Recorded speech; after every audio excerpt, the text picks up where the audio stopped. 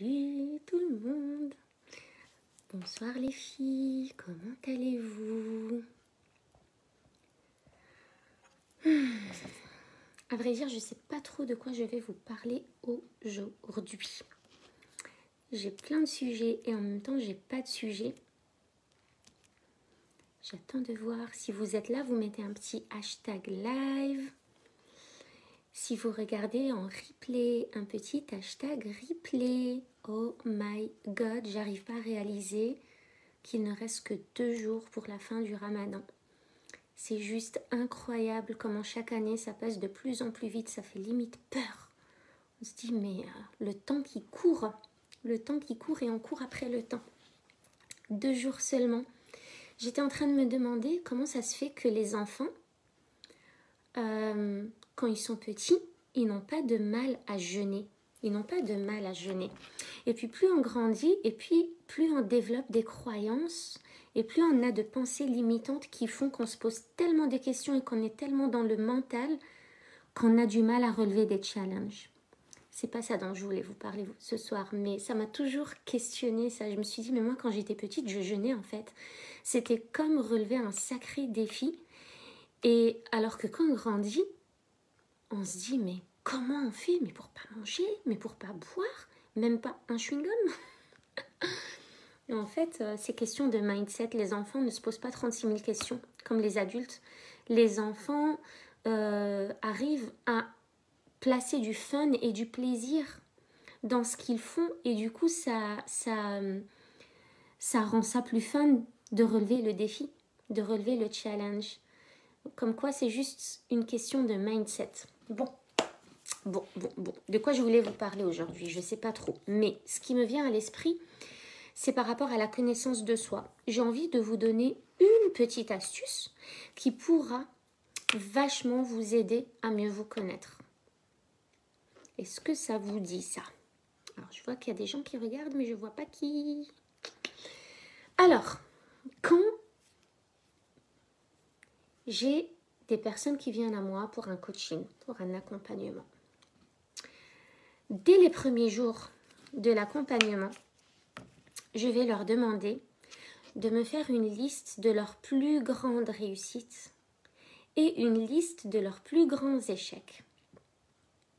Rien que ça vous permet d'acquérir 30, 40, 50% en plus de connaissances de vous-même. Pourquoi? Parce qu'à travers vos réussites, ce qui est une réussite pour vous, sans jugement, en toute sincérité, c'est-à-dire vous allez dresser cette liste sans vous poser de questions. Qu'est-ce qui a été une réussite pour vous dans votre vie? Les plus grandes réussites, c'est tout ce qui vous procure un sentiment de joie intense, un sentiment d'enthousiasme, un sentiment d'excitation. C'est quand vous y pensez, vous avez des papillons dans le ventre, dans l'estomac, dans le corps. Ça, c'est une réussite. Une réussite, c'est quelque chose qui pour vous, est venu combler un besoin, nourrir un besoin. Donc, quand vous faites la liste de vos réussites, c'est que ces événements-là, ces situations-là, ces comportements-là, peut-être ça va être un diplôme, peut-être que ça va être une réussite professionnelle, peut-être que ça va être une réussite amicale, peut-être que ça va être une réussite dans le domaine du sport ou peut-être financière, peu importe. Mais c'est venu nourrir un besoin. Donc, quand vous dressez votre liste de réussites, si vous arrivez à voir quel besoin c'est venu nourrir, vous gagnez une connaissance de vous-même juste dingue et extraordinaire. La liste de réussites et la liste d'échecs vous en disent long sur qui vous êtes. Et vous avez besoin de savoir qui vous êtes avant de faire et avant d'avoir. Vous avez d'abord besoin d'être. La liste des échecs, c'est pareil. C'est pareil. Ce qui est un échec pour vous, c'est quelque chose qui vous procure un sentiment désagréable, de déception, de frustration, peut-être d'impuissance, peut-être de colère, souvent de regret, de culpabilité. Ça, c'est un échec.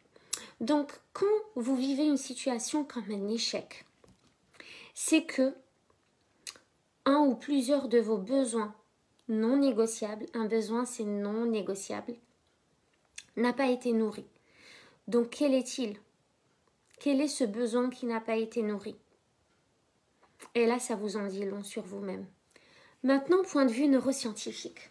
Quelque chose d'extraordinaire.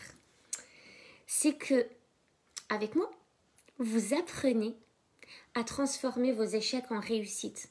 Mais pas juste point de vue surfacique, d'un plan surfacique. C'est pas, ok, bon, ça c'est un échec, mais je vais essayer de voir les choses autrement et puis je vais en changer la perception et puis ça devient une réussite. C'est pas juste comme ça.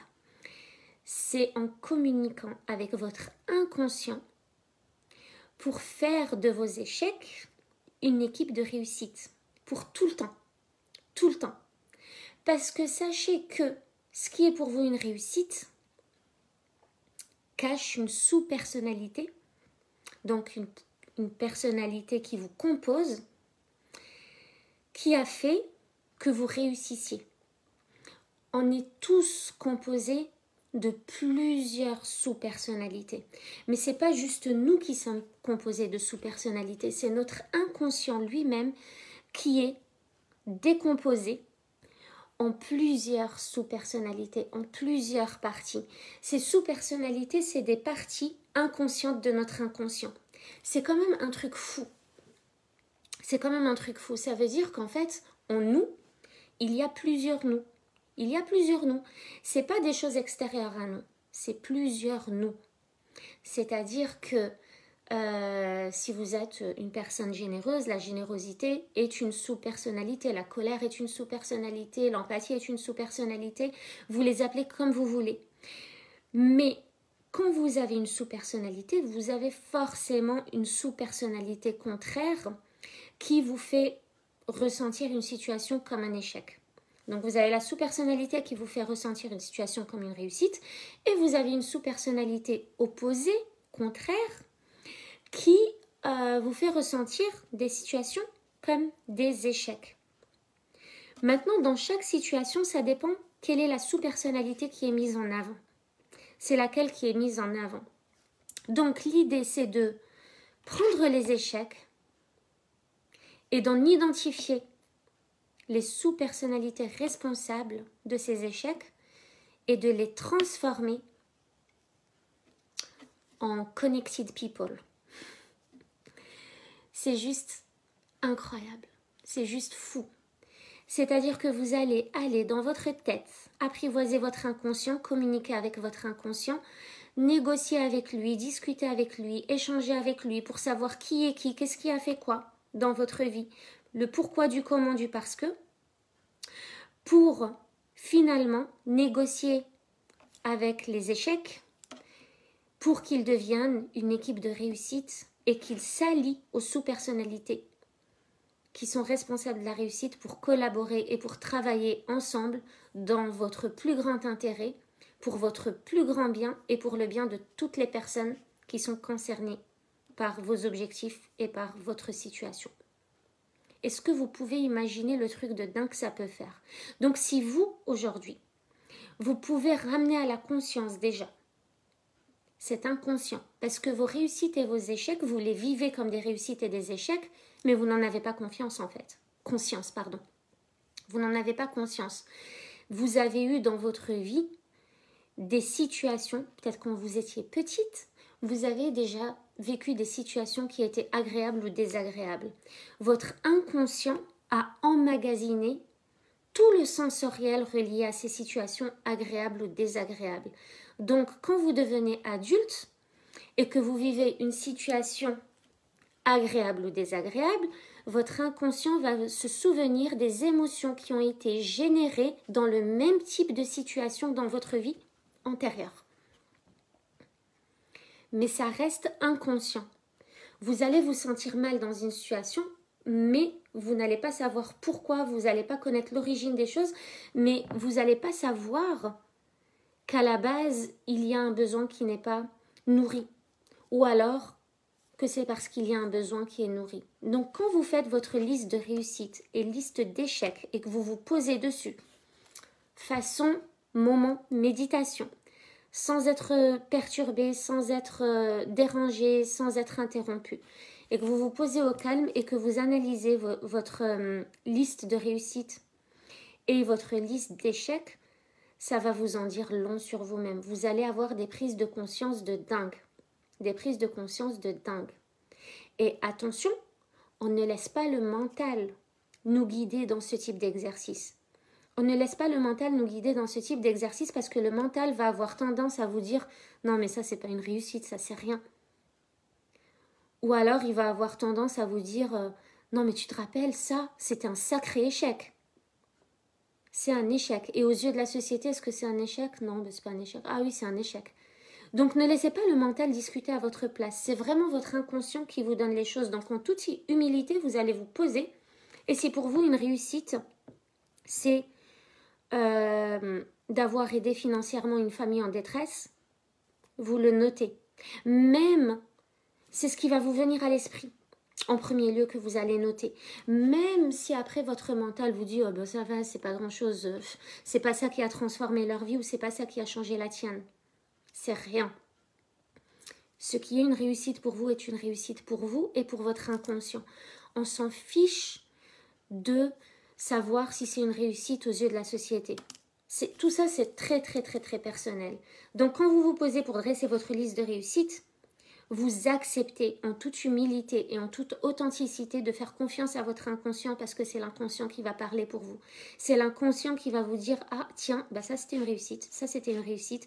Quand j'ai acheté un lave-linge pour mes parents, c'était une réussite. Quand j'ai réussi mon bac, c'était une réussite. Quand j'ai réussi, je sais pas, à imposer un avis ou à dire non à quelque chose que j'avais vraiment pas envie de faire, ça c'était une réussite. Quand j'ai réussi à avoir une communication bienveillante avec mon enfant tel et tel jour, ça c'était une réussite. Vos réussites sont personnelles, c'est vos réussites. C'est vous qui les considérez comme des réussites sans jugement de votre part. Pour les échecs, c'est pareil. Un échec, ça peut être tout et n'importe quoi, c'est votre inconscient qui va parler. Moi, par exemple, la césarienne de mon fils, j'ai considéré ça comme un échec. Par exemple, le retour en France, je l'ai considéré longtemps comme un échec, avant de travailler dessus et de transformer cette sous-personnalité en équipe de réussite. Une réussite, ça peut être l'accouchement d'un enfant. Pour moi, l'accouchement de Laïen, c'était une réussite, par exemple. Ou alors, ça peut être le Unity Garden aux États-Unis. Pour moi, ça a été une grande réussite. Mais vous voyez, quand vous allez réfléchir sur vos réussites et vos échecs, votre inconscient va donner des réponses qui peuvent vous paraître bizarres à vous. Et c'est exactement ça qu'il faut aller voir et qu'il faut approfondir. Parce que quand je vous dis que l'accouchement de Laïen, c'était une réussite, si je vous détaille l'accouchement de Laïen, vous pouvez vous dire dans votre tête, mais comment ça aurait pu être une réussite? Attends, l'accouchement à la va-vite, à la dernière minute, sans péridurale, de la façon de la plus grande souffrance du monde. Mais c'était une réussite. Mais quand je réfléchis au pourquoi du parce que, c'est parce que j'ai pu faire ce que je voulais contre comment dire, sans intervention inutile du personnel médical, dans le sens où j'ai pu, comparé à la césarienne de Nafis, j'ai pu affirmer mes idées, affirmer mon point de vue et faire respecter mon point de vue surtout et faire respecter mon corps. J'étais en fait j'étais contente d'avoir pu faire ce que moi je désirais faire exactement, c'est-à-dire aller à la dernière minute, ne pas avoir affaire à tous ces médecins et à toutes ces infirmières chaque 2 secondes qui vous mettent la pression et accoucher naturellement, sans césarienne, alors qu'on me forçait à prendre un rendez-vous pour une césarienne. Donc en fait, quand vous regardez finalement le besoin derrière, c'était juste le besoin de respect, le besoin d'authenticité, le besoin d'intégrité, le besoin de congruence, le besoin d'alignement à mes désirs, à mes valeurs et à mes principes. Donc, une réussite pour vous est une réussite pour vous. Un échec pour vous est un échec pour vous. Il n'y a pas besoin de chercher midi à 14h pour savoir si c'est vraiment une réussite aux yeux de la société ou si c'est vraiment un échec aux yeux de la société. Donc vous vous laissez guider par ce que vous dit votre inconscient et vous notez ça et vous faites la liste de vos plus grandes réussites, vos plus grands échecs et vous les classez par ordre de émotions extra fortes aux émotions les moins fortes. Donc les réussites, lesquelles vous ont procuré les émotions de réussite les plus fortes, et pour les échecs, lesquelles vous ont procuré les émotions les plus fortes, les plus inconfortables dans ces échecs-là. Et là, vous allez les travailler pour essayer de manipuler les échecs pour en faire une force et pour en sortir une équipe de réussite qui va s'allier aux sous-personnalités de l'autre équipe pour travailler pour votre plus grand bien. Et ça, c'est un travail très puissant qu'on va faire en coaching individuel à partir du mois d'août. Voilà. Donc, c'est aller discuter avec toutes les personnes qui sont en vous, toutes les parties de vous, et négocier avec elles, et collaborer avec elles, et trouver un terrain d'entente pour que tout votre inconscient œuvre dans la même direction, pour qu'il n'y ait plus une personnalité qui tire à droite et l'autre qui tire à gauche. Là, vous allez dans la même direction, avec les mêmes objectifs, vous allez être alignés et toutes les personnes en vous vont travailler ensemble avec vous et pour vous, avec votre vous conscient et pour vous.